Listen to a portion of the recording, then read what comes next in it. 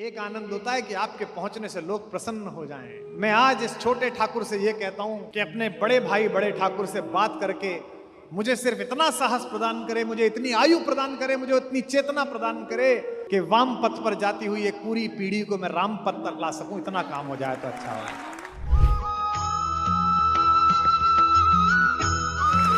अब आप कहेंगे कि इतना ही सिद्ध है आपका कृष्ण, तो रोता क्यों है, मां से पिटता क्यों है, गालियां क्यों खाता है, कुटिलता से, मन हर कुटिलता से मुस्कुराता कैसे है? जब दुर्योधन से कहता है कि हाँ हाँ मान, ये जगत के रस में स्वयं को निष्णात रखने के लिए, लगाए रखने के लिए एक रज्जू है, एक रस्सी है। आत्महत्या की कगार पर गए हुए हर व्यक्ति के मन में जो एक बात कॉमन आई है, जिसकी मनोवैज्ञानिकों ने अध्ययन किया है, वो ये कि पृथ्वी पर जुड़े रहने का उसके कारण समाप्त हो गए हैं। कि अपने बच्चों में, अपने बुजुर्गों में जीवन का एक रस जरूर छोड़ें। कलयुग में जिनमें संतत्व उतरा है, जिनके माध्यम से विश्व ने शांति पाई है, जिनको देखने मात्र से मोक्ष का अनुभव हुआ है, जिनके माथे पर हाथ रखने से नरेंद्र विवेकानंद बन जाता था, वे रामकृष्ण परमहंस भोजन के बहुत शौकीन थे। उन्हें भोजन का बड़ा रस था। ये चटनी में नमक कम है, इसमें थोड़ा जीरा और डालती। मां उनकी पत्नी जो थी वे भी बड़ी विदुषी थी। कलकत्ते के काली मंदिर के मुख्य पुजारी थे रामकृष्ण परमहंस, आप जानते हैं, और काली से बात करते थे, संवाद करते थे, सब जानते हैं। लेकिन खाना खाते समय बहुत टीका टिप्पणी करते थे। इसमें तुमने घी कम डाला, अगली बार से बनाओ तो इसे पहले थोड़ी देर सेकना। एक दिन गुस्से में उनकी पत्नी ने कहा, इतने बड़े विद्वान हो, दुनिया भर के लोग तुमसे प्रवचन सुनने आते हैं, नरेंद्र जैसे बच्चे तुम्हारा आशीर्वाद लेके विवेकानंद बन गए, और तुम ये 24 घंटे ये इस शौक में लगे रहते हो कि इसमें स्वाद था और ये बनाओ। तो उनका मुख थोड़ा म्लान हो गया। रात्रि में शयन के समय उन्होंने अपनी पत्नी और मां से कहा, जो हमारी मां है, उन्होंने कहा कि तू जानती है, इस पृथ्वी में बने रहने का मेरा एकमात्र रस भोजन है, और मैं तुझे एक बात बता रहा हूं, जिस दिन मुझे भोजन में रस आना बंद हो जाए, उसके एक हफ्ते बाद मैं पृथ्वी छोड़ दूंगा। और ऐसा ही हुआ। एक दिन उन्होंने खाना खाया, उनके बाद मां ने खाना खाया। मां ने कहा, आप अजीब आदमी हैं, इस सब्जी में मैं नमक डालना भूल गई, आपने बताया ही नहीं। उन्होंने कहा, मुझे तो पता ही नहीं चला। मां ने तुरंत तार भेज के नरेंद्र को बुलवाया कि तुम्हारे गुरुदेव के समय पृथ्वी पर कम रह गया है। और छठे दिन बाद रामकृष्ण परमहंस ने स्वामी विवेकानंद की गोद में शरीर छोड़ दिया, प्राण छोड़ दिया। जीवन का रस बनाए रखने के लिए एक रज्जू डालनी जरूरी है। राम से ही यात्रा कल से चल रही है। राम के दुख ने विश्व को बांधा है। राम के कष्ट ने दुनिया को एक साथ बांध दिया है। वनवास के लिए निकला है वो सुदर्शन युवक, तो पूरा विश्व रोया है। तापस वेश विशेष उदासी, 14 बरस राम वनवासी। हमारे उत्तर प्रदेश में गांव में गीत गाया जाता है, कौन नरेशवा के देशवा उजरी गए भी। ये कौन सा राजा है जिसने अपना घर बर्बाद करके इतने प्यारे बच्चों को जंगल भेज दिया है। महिलाएं बात कर रही हैं। अब पंक्ति आती है कृष्ण पर और राम पर, राम के दुख ने विश्व को बांधा है और कन्हैया के आनंद ने विश्व को बांधा है। यह अंतर है, क्योंकि अंतिम यात्रा तो आनंद की ही है। कल भी मैंने बताया था, भगवान का नाम क्या है? भगवान का नाम है सच्चिदानंद। आनंद तो अपराधियों को भी आता है, आनंद तो महिलाओं को, घरेलू हिंसा का शिकार करने वाले पुरुषों को भी आता है, आनंद तो गली के कुत्ते को उसके दिवाली के दिन उसकी पूंछ में पटाखे बांधकर उसे कष्ट पहुंचाने वाले लंपट और नालायक बच्चों को भी आता है। आनंद तो अपने मां बाप के सामने अनर्गल बहस करके उनका अपमान करने वाली नालायक संतान को भी आता है। आनंद तो विश्व में इतनी बड़ी जनसंख्या का कत्लेआम करने वाले हिटलर को भी आता था। लेकिन वो दुखांतिक आनंद था, एक आनंद होता है कि आपके पहुंचने से लोग प्रसन्न हो जाएं। मैं आज इस छोटे ठाकुर से यह कहता हूं कि अपने बड़े भाई बड़े ठाकुर से बात करके मुझे सिर्फ इतना साहस प्रदान करे, मुझे इतनी आयु प्रदान करे, मुझे इतनी चेतना प्रदान करे कि वाम पथ पर जाती हुई एक पूरी पीढ़ी को मैं राम पथ पर ला सकूं। इतना काम हो जाए तो अच्छा है। यह जो सच्चिदानंद है, ये जो सत्य के कारण आनंद है, इस हॉल में बैठे हुए लोगों आज रात को जाकर सोचना, तुम अच्छा जी रहे हो या बुरा जी रहे हो, इसकी एक पहचान है। क्या तुम्हारे होने से आसपास सुंदरता पैदा होती है या भय पैदा होता है? अगर तुम्हारे होने से तुम्हारे घर में, तुम्हारे परिवार में, तुम्हारे व्यापार में, तुम्हारे शहर में भय पैदा होता है, दुख पैदा होता है, तो तुम निरर्थक जी रहे हो। और अगर तुम्हारे पहुंचने मात्र से गली के लोग, मोहल्ले के लोग, श्याम समिति के लोग प्रसन्न हो जाते हैं, तो सोचो कि तुम आनंद के साथ जी रहे हो, सच्चिदानंद के साथ जी रहे हो। और कोई ईश्वर की संभावना नहीं है, संकल्पना नहीं है, केवल यही संकल्पना है। आपके होने मात्र से जगती में प्रसन्नता का व्यवहार होना चाहिए। आप कुछ लोगों को देखिए, उनका चेहरा कितना प्रसन्नता से भरा हुआ होता है। आपको वो एयरपोर्ट पे मिलते हैं, आपको वो ट्रेन में मिलते हैं, आपको गली में मिलते हैं, वो कितने प्रसन्न मिलते हैं। ऐसा लगता है कि परमात्मा ने आज इनको कोई बड़ी उपलब्धि दिला दी है, जबकि ऐसा कुछ हुआ नहीं है। और कुछ लोगों को देखिए, उनका चेहरा ही ऐसा है कि वो पुण्यतिथि के दिन पैदा हुए हैं, वो कष्ट में ही रहते हैं। तो यह जो आनंद में रहने की सतत प्रक्रिया है, यह आपके अंदर का कृष्ण तत्व है। संकल्प इस परिसर में लेके जाइए कि आज के बाद आपके होने के कारण आपका समाज, आपका जिला, आपका शहर दुख नहीं, केवल और केवल आनंद अनुभव करेगा। तब आनंद है,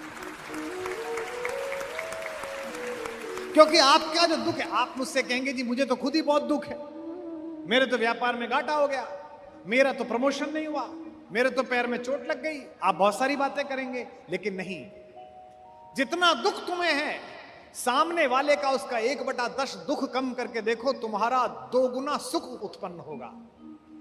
बहुत सारे लोग केवल कांटे बिछाने के काम में लगे रहते हैं, उन्हें सुख का पता ही नहीं है कि कांटा निकालने का क्या सुख है। जो लोग समाज में काम करते हैं, जिस समिति ने एक कार्यक्रम कराया है, इस समिति ने कांटा निकालने का काम किया है। रसखान जैसा पठान, सैयद इब्राहिम पठान रसखान, वो कहता है कि शासन छोड़ो, मैं त्रैलोक्य कुर्बान कर सकता हूं। किस चीज पर? ब्रज में जो करील के कुंज हैं, जिनके नीचे से कभी कन्हैया निकले हैं, अगर ये देखने को मिल जाए तो मैं कल्प वृक्षों का बाग कुर्बान कर सकता हूं।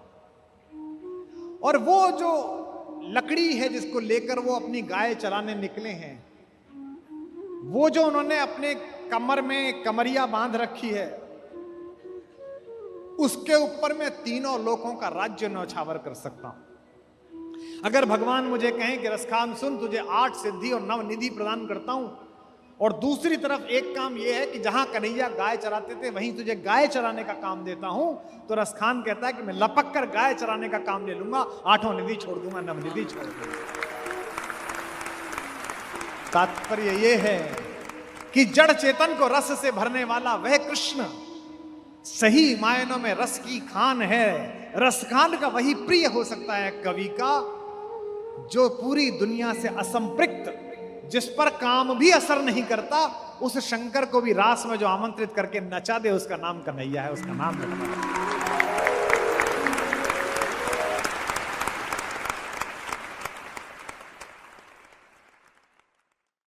भारतीय स्त्रियों के इतिहास की सबसे दीपित चरित्र है द्रौपदी। इस देश को इस समय अबलाओं की आवश्यकता नहीं है। अपने केशों पर अगर कोई निर्लज्ज हाथ डाल दे तो उसकी छाती फाड़ देने का साहस पैदा करने वाली द्रौपदियों की आवश्यकता है। सोच के देखिए कि रुक्मणी और राधा जब मिली होंगी तो कैसा दृश्य होगा। एक ने बालक कन्हैया को देखा है और एक ने राजनीतिज्ञ कृष्ण को देखा है। एक ने मनमोहक बातों में इस विश्व को फंसा लेने वाले एक नायक को देखा है, और दूसरे ने अपने हाथ पर चक्र धारण करके इस पूरे विश्व को अनुशासन में ले आने वाले शासक को देखा है, महायोद्धा को देखा है। कृष्ण राधा के बचपन के दोस्त थे, प्रेमी थे, लेकिन दुर्भाग्य था कि राधा ने उन्हें विश्व की महाशक्ति रचते हुए नहीं देखा। राधिका ने कृष्ण को कुचक्र के जालों को सुलझाते हुए नहीं देखा, शिशुपाल का वध करते हुए नहीं देखा। लेकिन रुक्मिणी का भी यह दुर्भाग्य कम नहीं है कि उसने तीनों लोगों को मुक्त हस्त से दान देने वाले को दूसरे के घर में चुपचाप घुसकर कुछ चुराते हुए भी नहीं।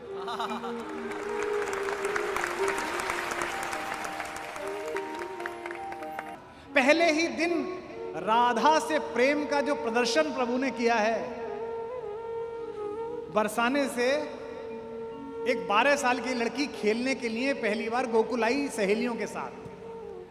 इसे कहते हैं लव एट फर्स्ट साइट। पहली बार कृष्ण राधा को देखा, पहली बार। और राधा भी राधा ही है, कन्हैया कन्हैया है तो राधा भी तो राधा ही है। हजारों रतियां इकट्ठी कर दी जाएं तो भी ठकुरानी के पैर की सबसे छोटी उंगली के नाखून के बराबर ना पहुंचेंगे, इतनी सौंदर्य, इतना मीठा। पहला सवाल कृष्ण ने पूछा, बूझत श्याम कौन तू गोरी। पहला सवाल, बूझत श्याम कौन तू गोरी। कृष्ण ने पूछा कि कौन हो तुम, कहां रहती हो, कभी देखा नहीं, कभी ब्रज की तरफ आई नहीं। पहला सवाल, बूझत श्याम कौन तू गोरी, बूझत श्याम कौन तू गोरी। कहां रहत काकी तू बेटी, कितनी पोलाइटनेस से बात करना है। कहां रहत काकी तू बेटी, देखी ना ये कबहू ब्रज खोरी। बूझत श्याम कौन तू गोरी, बूझत श्याम कौन तू गोरी। लेकिन सौंदर्य का भी अपना एटीट्यूड होता है। राधा ने भी पहली बॉल वो फेंकी जिसमें तीनों गिल्लियां उड़ गई। बोले कि हमको क्या मतलब, हम यहाँ आते ही नहीं है। हाँ, लोग बताते रहते हैं कि ये इलाका है, यहाँ एक कोई नंद का लड़का है, बड़ा शैतान, बड़ा चोर, सबका सामान चुराता रहता है। काहे को हम ब्रज तनियावत, खेलत रहत आपनी पौरी। काहे को हम ब्रज तनियावत, खेलत रहत आपनी पौरी। सुनत रहत श्रवणन नंद लाला, सुनत रहत श्रवणन नंद लाला। करत रहत माखन दधि चोरी।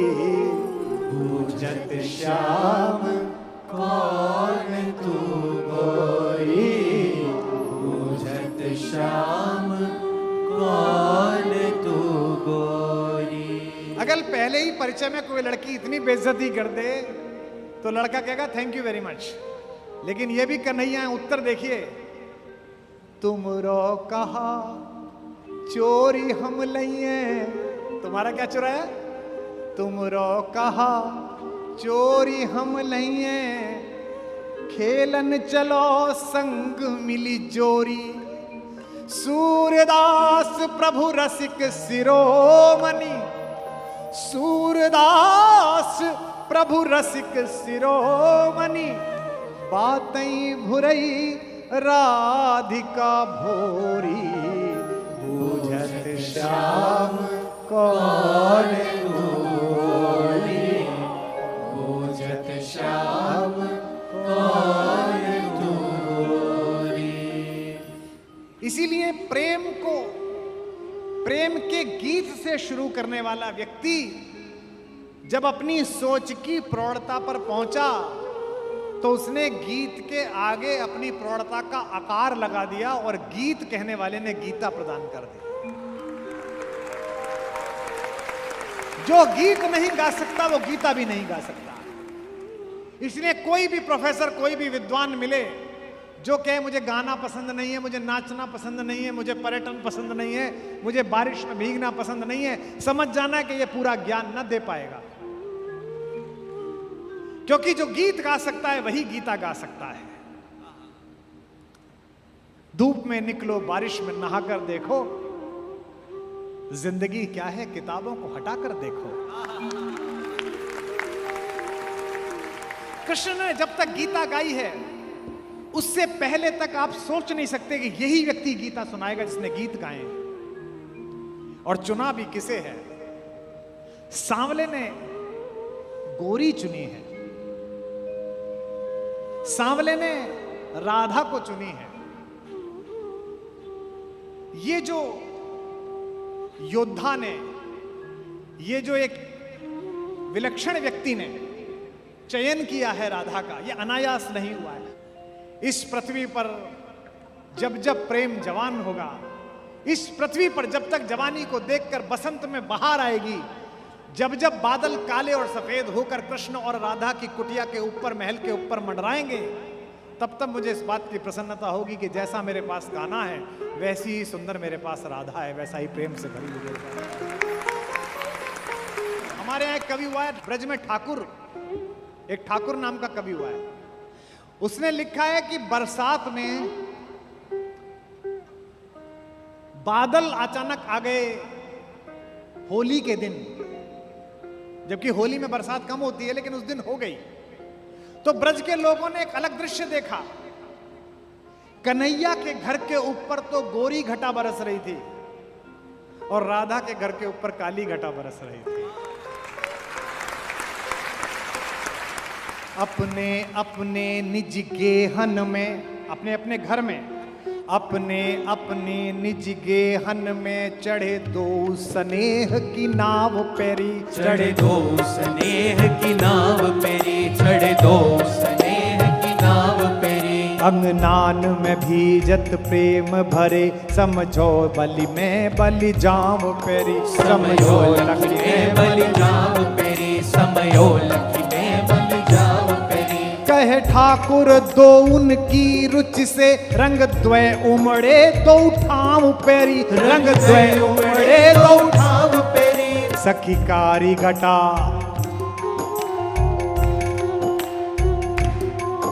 सखी कारी घटा बरसे बरसाने पे, सखी कारी घटा बरसे बरसाने पे, गोरी घटा नंद गांव पेरी, सखी गोरी घटा नंद गांव पेरी, सखी गोरी घटा नंद गांव पेरी, सखी गोरी घटा नंद गांव पेरी, सखी गोरी घटा नंद गांव पेरी।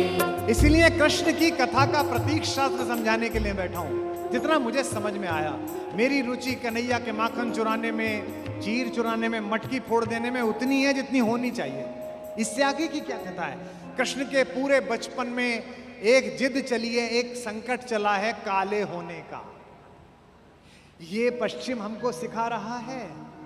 1990 तक जो दक्षिणी अफ्रीका के ऊपर राज्य करता था, ये कह के कि ये काले हैं और हम गोरे हैं, ये पश्चिम हमको सिखा रहा है, जिसने कालों को वोट डालने का अधिकार नहीं दिया था इस शताब्दी में।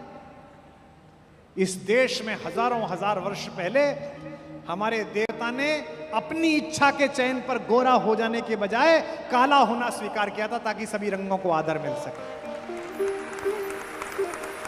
चाहता तो मेरा देवता गोरा भी हो सकता था, उसके हाथ में है, उसने सृष्टि बनाई है, गोरा होकर पैदा हो जाता। ना मेरा राम गोरा है, ना मेरा कन्हैया गोरा है, ना मेरा शंकर गोरा है, ताकि रंग के आधार पर पृथ्वी पर घूमता हुआ कोई भी मनुष्य मिले तो हिंदुस्तानी, भारत से जाने वाला सनातनी उसे कलेजे से लगा सके कि मेरे भगवान के रंग का है, मेरे आराध्य के रंग का है। मैंने 10 साल पहले जन्माष्टमी पे व्रत में था मैं, तो मेरी माँ भी पंजीरी बना रही थी। पंजीरी आप जानते हो? पंजीरी जानते हो? हाँ, सरकार में बहुत बंटती है।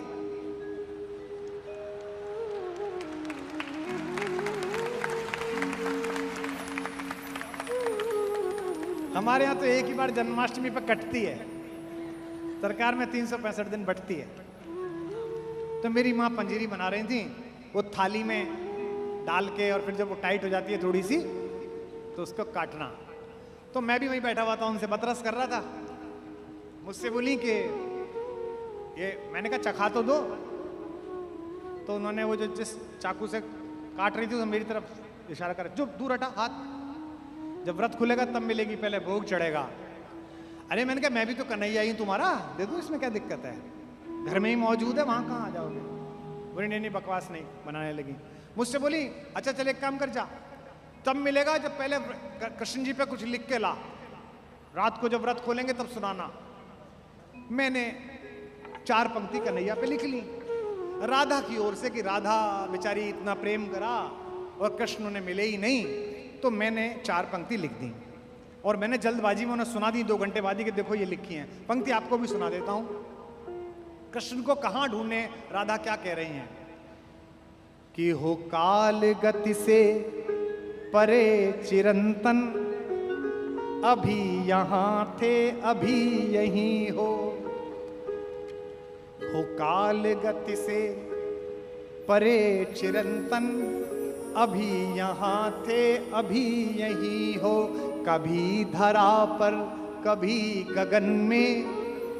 बचपन में मां से बोले कन्हैया की मां, मैं दाऊ बलराम को चिड़िया दिखा रहा था, तो मैंने इधर की तरफ हाथ उठाया तो सूरज इधर की तरफ दिखने लगा। तो मां ने कहा तुझे क्या पता, तू जिधर की तरफ उंगली उठा देगा सूर्य और चंद्रमा को तो दिशा में जाना ही पड़ेगा, तुझे क्या पता। तो कभी धरा पर कभी गगन में, कभी कहां थे कभी कहीं हो।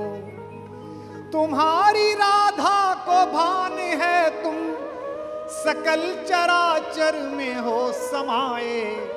तुम्हारी राधा को भान है तुम सकल चराचर में हो समाये। बस एक मेरा है भाग्य मोहन के जिसमें होकर भी तुम नहीं हो। बस एक मेरा है भाग्य मोहन। मैंने कहा कविता सुन लो राधा की ओर से। बोली अरे अच्छा भैया, मैं गांव जाती हूँ, खेत पे जाती हूँ, हमारे वहां खेत पर हमारे पुरखे रखे हुए हैं, उनको जल चढ़ाने। तो ट्रैक्टर चलाते हुए बच्चे आ जाते हैं कि अम्मा ये मोबाइल में भैया की प्रेम की कविता है, तू इतना ही प्रेम सीखा कि राधा को कृष्ण नहीं मिले। अरे वाह रे मेरे कवि। और कह के अम्मा किचन में चली गई। मुझे लगा कि अम्मा मुझ पे टोंट मार के गई कि राधा को कृष्ण नहीं मिले। मैंने व्रत खोलने से पहले 4 पंक्ति और लिखी, वो भी स्मरण कर रहा हूं, सुनाता हूं कि न द्वारिका में मिले विराजे, न द्वारिका में मिले विराजे, न द्वारिका में मिले विराजे। बिरज की गलियों में भी नहीं हो, न योगियों के हो ध्यान में तुम, अहम जड़े ज्ञान में नहीं हो। तुम्हें ये जग ढूंढता है कान्हा, मगर इसे ये खबर नहीं है। तुम्हें ये जग ढूंढता है कान्हा, मगर इसे ये खबर नहीं है। बस एक मेरा है भाग्य मोहन, अगर कहीं हो तो तुम यहीं हो। बोल राधा रानी की। बस एक मेरा है भाग्य मोहन। इसलिए एक बार सच्चे मन से पुकारो तो सही, घनश्याम मन के पुकारो तो इसी परिसर में माता का आविर्भाव होगा। कैसे कि मेरे जीने में मरने में